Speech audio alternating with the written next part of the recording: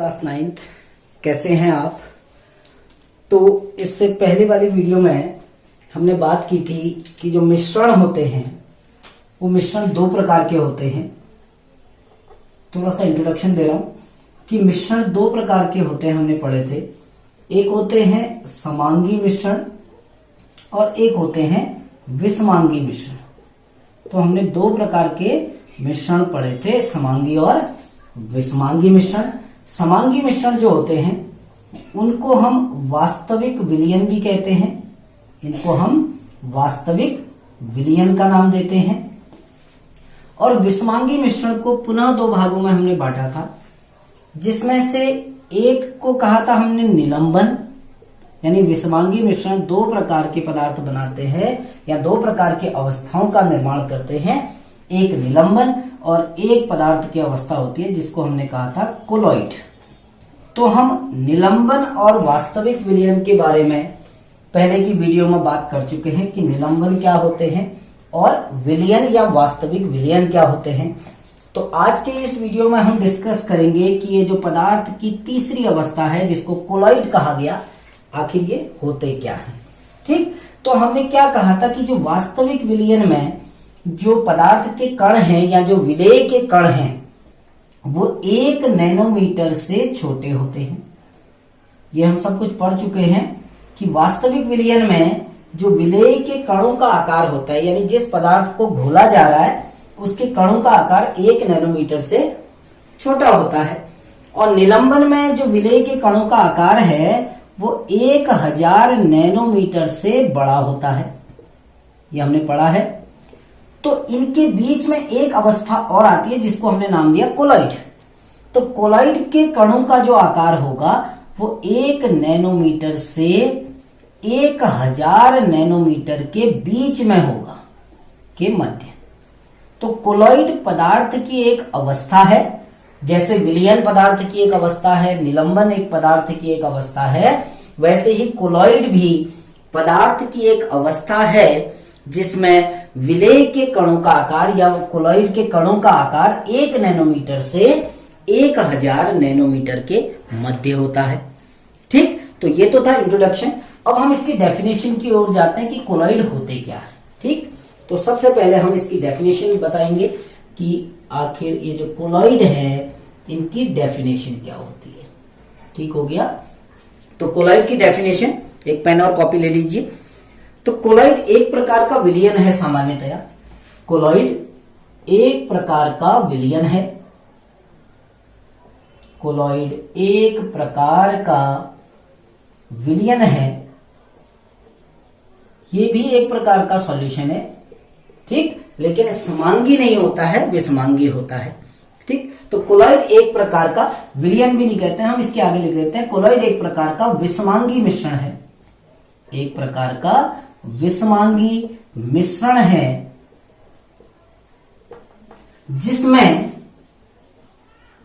जिसमें विलेय के कणों का आकार, जिसमें विलेय के जो कण हैं, विलेय के कणों का आकार क्या था, अभी हमने बात की थी, वास्तविक विलयन के कणों से बड़ा।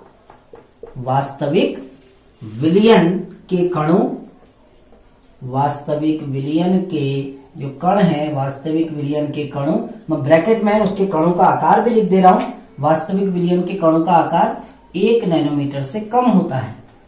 तो वास्तविक विलयन के कणों के आकार से बड़ा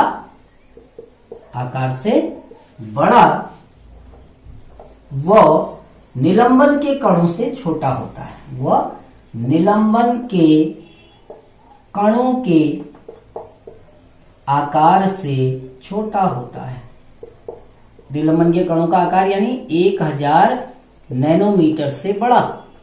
निलंबन के कणों का आकार 1000 नैनोमीटर से बड़ा होता है। तो कोलॉइड एक प्रकार का विषमांगी मिश्रण है जिसमें विलेय के कणों का आकार वास्तविक विलयन के कणों के आकार से बड़ा व निलंबन के कणों के आकार से छोटा होता है।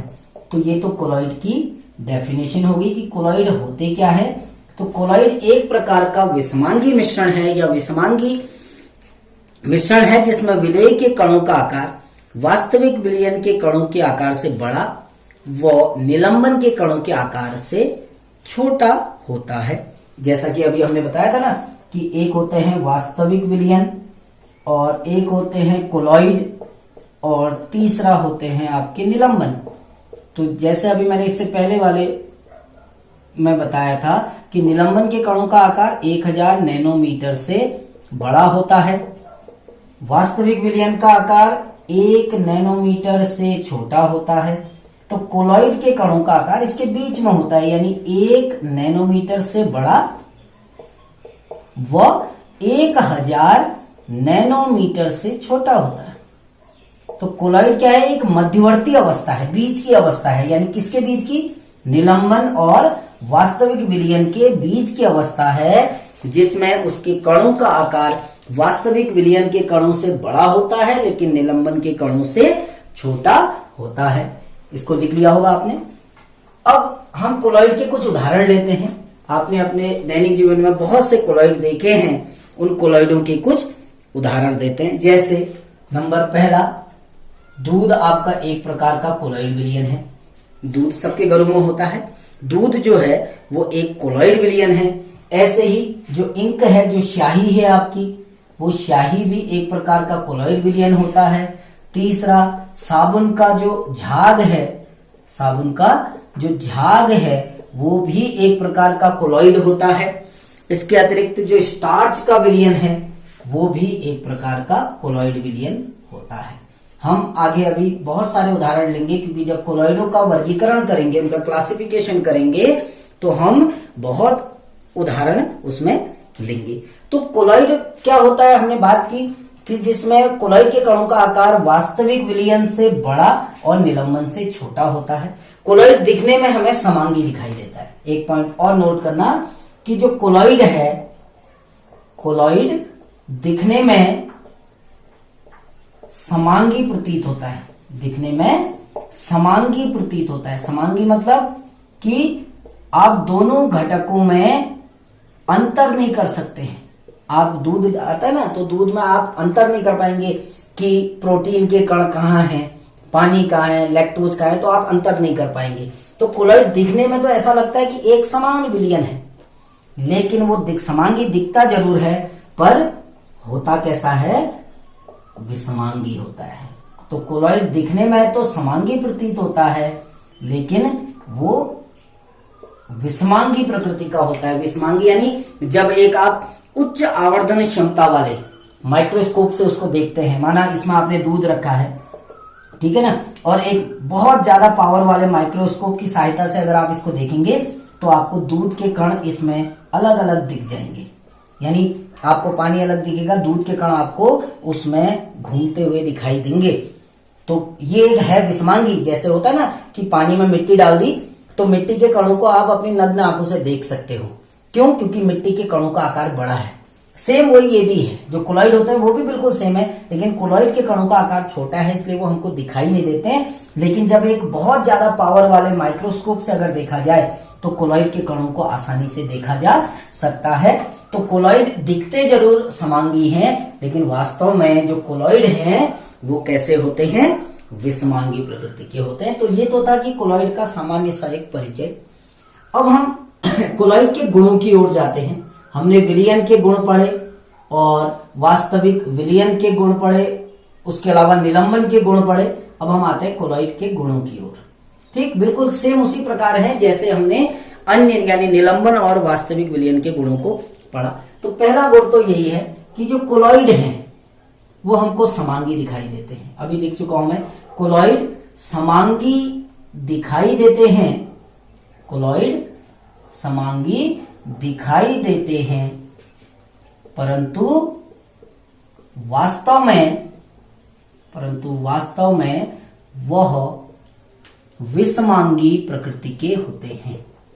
परंतु वास्तव में वह विषमांगी प्रकृति के होते हैं। दिखने में समांगी दिखते हैं, लेकिन उनकी प्रकृति कैसी होती है? विषमांगी। यानी दिखने में आपको उसमें विलय के कण आपको दिखेंगे नहीं। जैसे पानी में मिट्टी डालते हैं तो मिट्टी के कण तो दिख जाते हैं, वो निलंबन हो गया। तो दूध एक कोलॉइड है, लेकिन दूध को आप देखते हो तो उसमें आपको दूध के कण दिखाई नहीं देते। लेकिन अब अगर एक उच्च आवर्धन क्षमता वाले माइक्रोस्कोप से देखोगे तो आपको उसमें कोलॉइड के कण आसानी से दिखाई देंगे।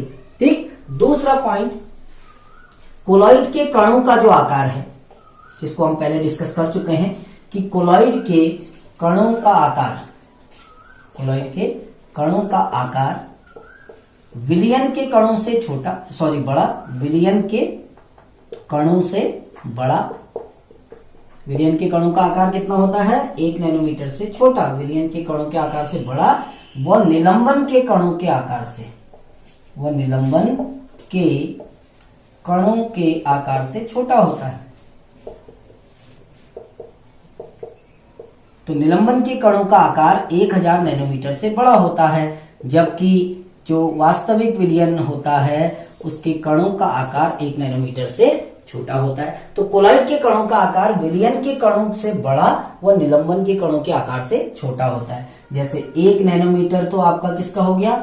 विलयन के कणों का आकार, ये विलयन का हो गया, और 1000 नैनोमीटर से बड़ा वो आपका हो गया निलंबन का। लेकिन जो कोलॉइड हैं उनके कणों का आकार इसके बीच में होता है। कितना? 1 नैनोमीटर से 1000 नैनोमीटर के मध्य, इसके बीच में होता है। तो कोलॉइड के कणों का जो आकार है वो विलयन के कणों से बड़ा लेकिन निलंबन के कणों से छोटा होता है। तीसरा कि कोलॉइड के कणों को, कोलॉइड के जो कण हैं उनको सामान्य सूक्ष्मदर्शी से नहीं देखा जा सकता। जो प्रयोगशाला में होते हैं उनसे नहीं देखा जाता। कोलॉइड के कणों को सामान्य सूक्ष्मदर्शी, जो ऑर्डिनरी माइक्रोस्कोप होते हैं, उनसे नहीं देखा जा सकता है। जो सामान्य सूक्ष्मदर्शी से नहीं देखा जा सकता है।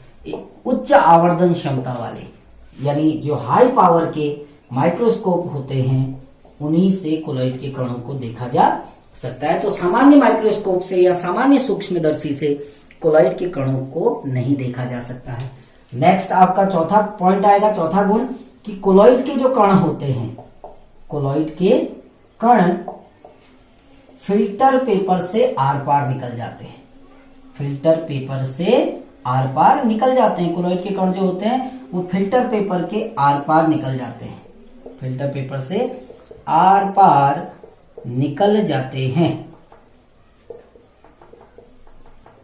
इसलिए कोलॉइड को छाना नहीं जा सकता, इसलिए इन्हें छाना नहीं जा सकता, फिल्टर नहीं किया जा सकता।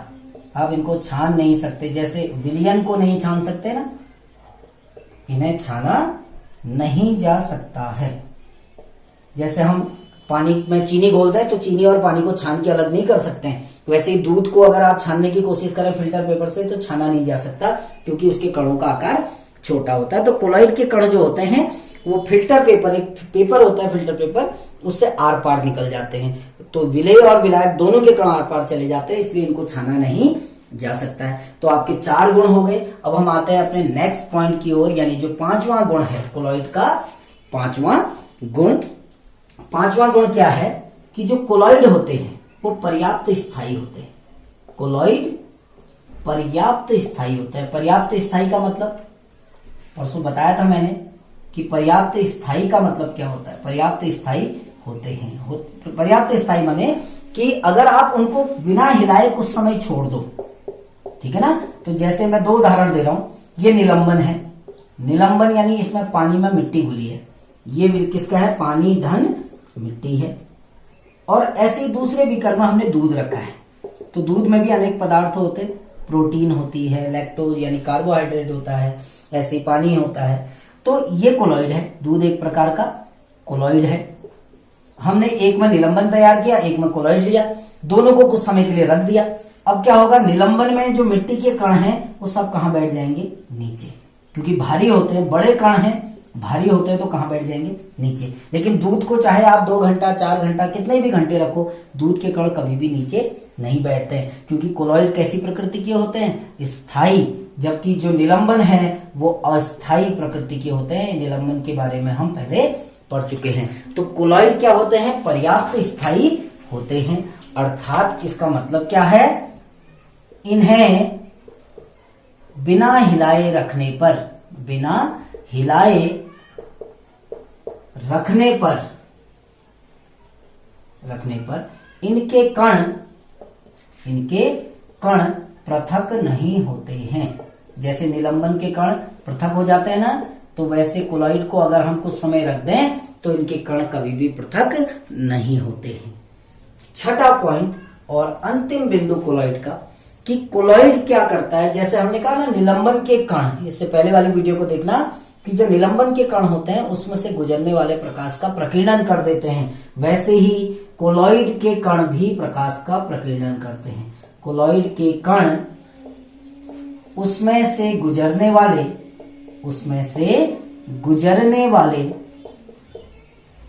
प्रकाश का प्रकीर्णन कर देते हैं। गुजरने वाले प्रकाश का प्रकीर्णन कर देते हैं। प्रकीर्णन यानी फैला देते हैं, उसको चारों ओर प्रकीर्णन कर देते हैं। ठीक, अब सीनियर क्लासेस में पढ़ोगे कोलॉइड द्वारा जो प्रकाश का प्रकीर्णन होता है, इस प्रभाव को नाम दिया जाता है टिंडल प्रभाव।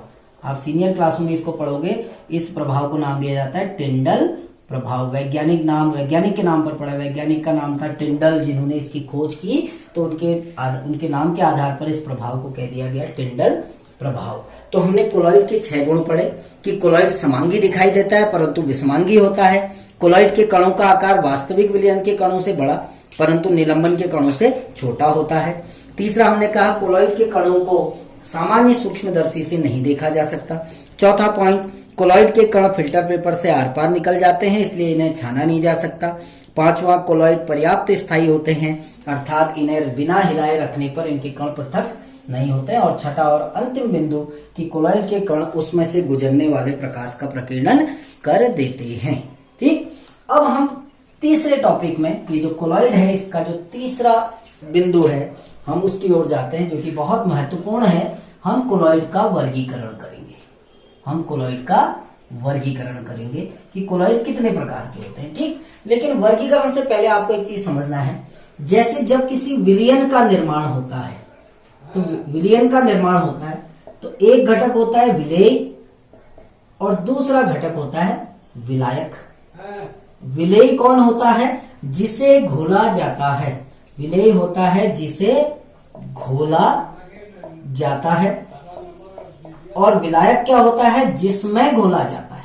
विलायक होता है जिसमें घोला जाता है। जैसे चीनी को पानी में घोल रहे हैं, तो चीनी को जब हम पानी में घोलते हैं तो चीनी को घोल रहे हैं तो चीनी विलेय हो गई और पानी क्या हो गया? आपका विलायक हो गया।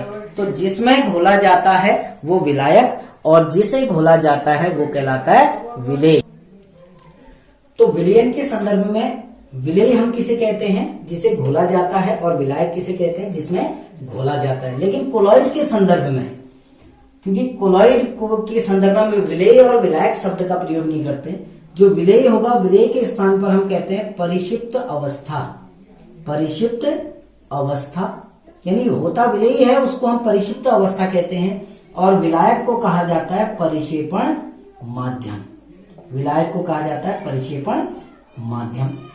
तो दो चीजें हैं, जब विलयन बनता है तो विलेय और विलायक शब्द का प्रयोग किया जाता है। जब कोलॉइड का निर्माण होता है तो कोलॉइड में विलेय और विलायक नहीं कहा जाता है, बल्कि परिक्षिप्त प्रावस्था और परिक्षेपण माध्यम का प्रयोग किया जाता है। अब हम बात करेंगे कोलॉइड होते कितने प्रकार के हैं, यानी कोलॉइडों का वर्गीकरण। तो जनरली हमारे 7 प्रकार के कोलॉइड हैं। अब वो 7 प्रकार के कोलॉइड कौन कौन से हैं देखिए। सबसे पहले कोलॉइड का नाम है सॉल। गौर से सुनिएगा, पहला कोलॉइड आपका सॉल है, जिसका नाम दिया जाता है सॉल। सॉल किसे कहते हैं? देखिए, सॉल होता है जिसमें छोटे छोटे ठोस के कण द्रव माध्यम में फैले होते हैं। अर्थात जिसमें ऐसा कोलॉइड जिसमें ठोस के छोटे छोटे कण, ऐसा कोलॉइड जिसमें ठोस के छोटे छोटे कण, ठोस के छोटे छोटे कण द्रव में फैले होते हैं। द्रव में फैले होते हैं। ठोस के छोटे छोटे कण द्रव में फैले होते हैं, अर्थात परिक्षिप्त प्रावस्था। अब फिर से बोल रहा हूं, परिक्षिप्त प्रावस्था क्या होगी? जो फैले हुए हैं, क्या फैले हैं? ठोस। परिक्षिप्त प्रावस्था क्या होगी? ठोस। और फैले किसमें है? द्रव में, तो परिक्षेपण माध्यम क्या हो जाएगा? द्रव। परिक्षेपण माध्यम क्या होगा? द्रव।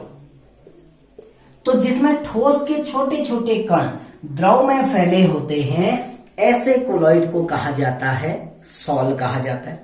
जैसे इसके कुछ उदाहरण हैं। शाही है जैसे पहला उदाहरण। शाही में क्या होता है कि छोटे छोटे जो रंजक हैं उसके कण द्रव में फैले होते हैं। साबुन का विलयन है, साबुन का विलयन है। स्टार्च विलयन है, स्टार्च विलयन। ये सारे किसके उदाहरण हैं? सॉल के। तो पहला कोलॉइड आपका हो गया सॉल, जिसमें परिक्षिप्त प्रावस्था क्या होती है? ठोस, और परिक्षेपण माध्यम क्या होता है? द्रव। अर्थात ऐसे कोलॉइड जिसमें ठोस के छोटे छोटे कण द्रव में फैले होते हैं, ऐसे कोलॉइड को कहा जाता है सॉल। ये पहला कोलॉइड था। अब हम दूसरे कोलॉइड की बात करते हैं, जिसको कहते हैं ठोस सॉल। दूसरा कोलॉइड होता है ठोस सॉल, सॉलिड सॉल कहते हैं जिसको, ठोस सॉल। पहला कोलॉइड था सॉल और दूसरा कोलॉइड हो गया ठोस सॉल। अब इसमें क्या होगा?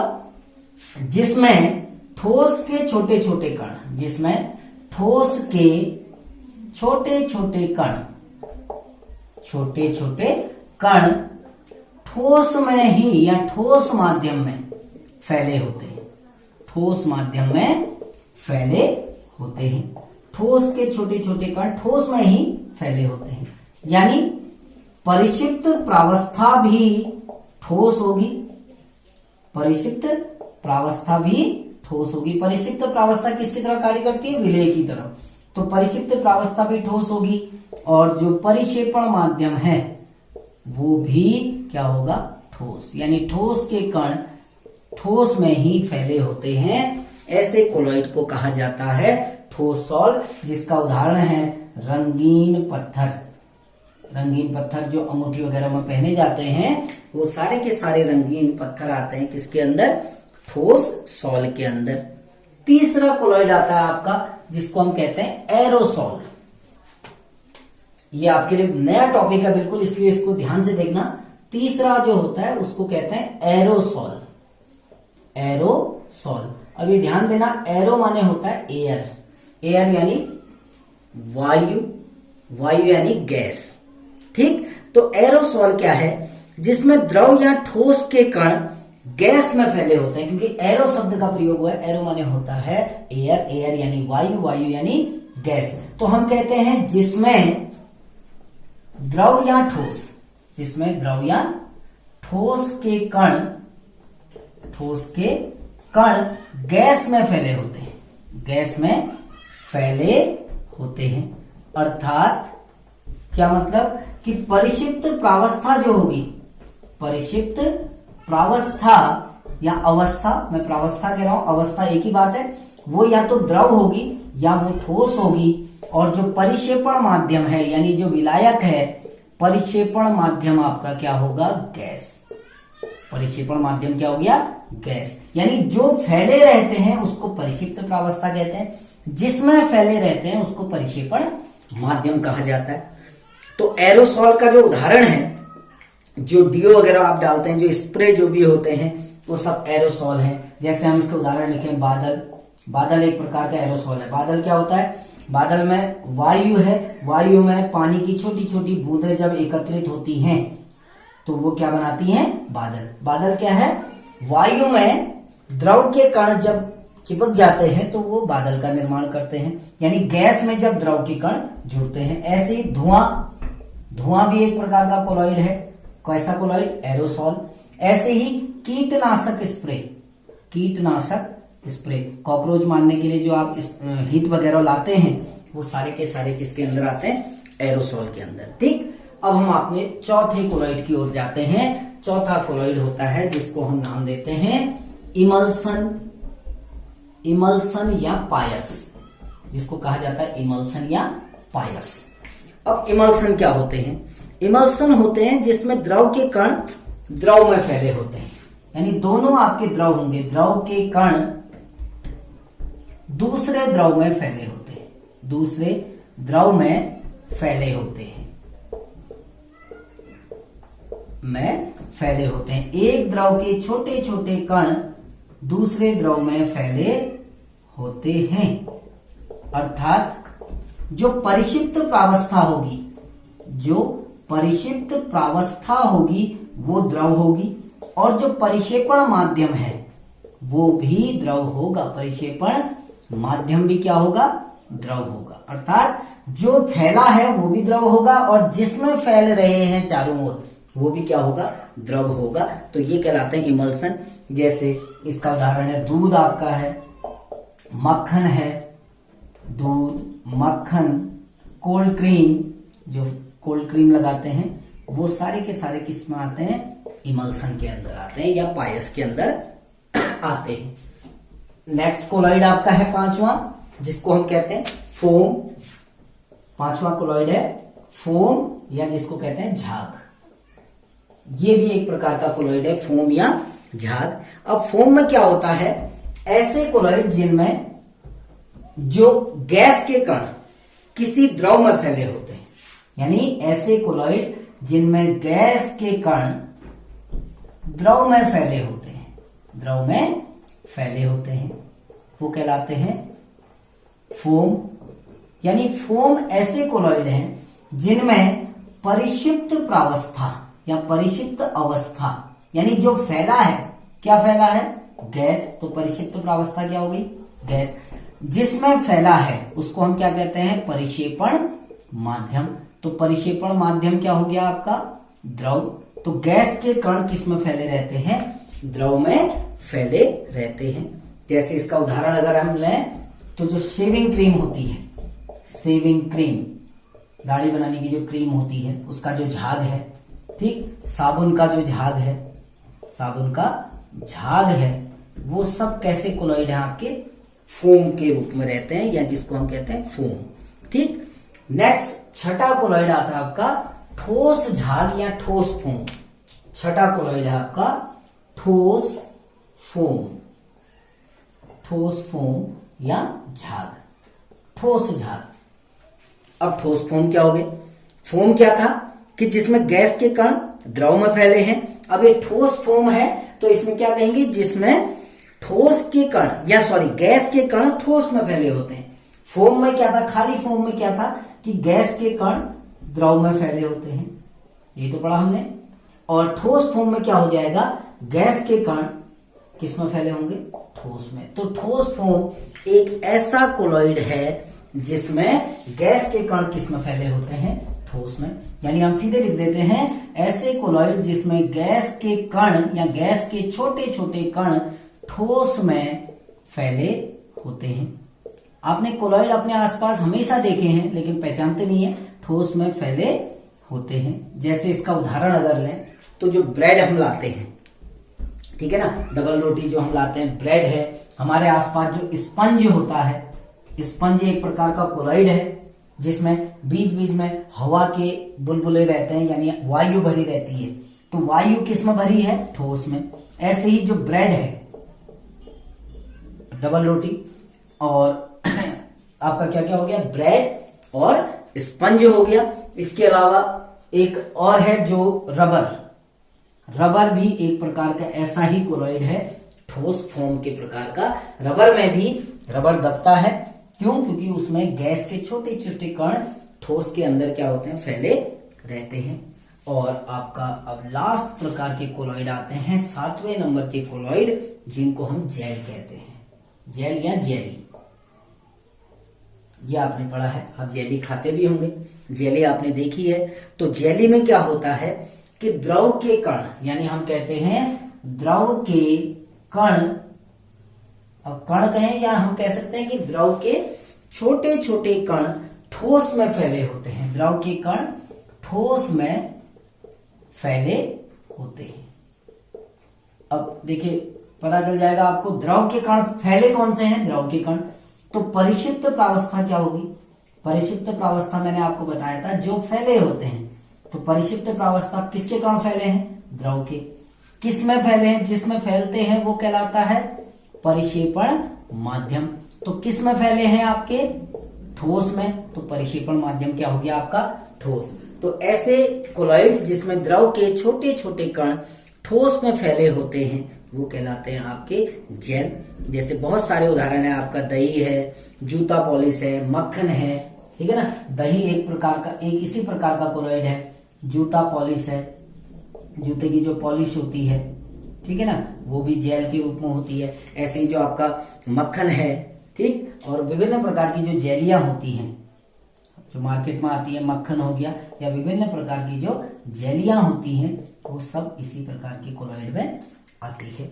तो इस वीडियो में हमने बात की कि जो पदार्थ की मध्यवर्ती अवस्था है, जो कोलॉइड है, किसे कहते हैं, कोलॉइड के गुण क्या क्या होते हैं, कोलॉइड का वर्गीकरण कैसे करते हैं, कितने भागों में कोलॉइड को बांटा जाता है। तो कोलॉइड के 7 प्रकार हमने पढ़े। एक बार फिर से बता देता हूं, 7 प्रकार क्या थे। सॉल, पहला प्रकार सॉल था, दूसरा ठोस सॉल, तीसरा एरोसॉल, चौथा इमल्सन, पांचवा फोम, छठा ठोस फोम और सातवां जेल। ठीक, तो आशा है आपको ये टॉपिक समझ में आया होगा। कहीं पर कोई दिक्कत होती है तो आप बेझिझक मुझसे इस टॉपिक को पूछ सकते हैं। Thank you.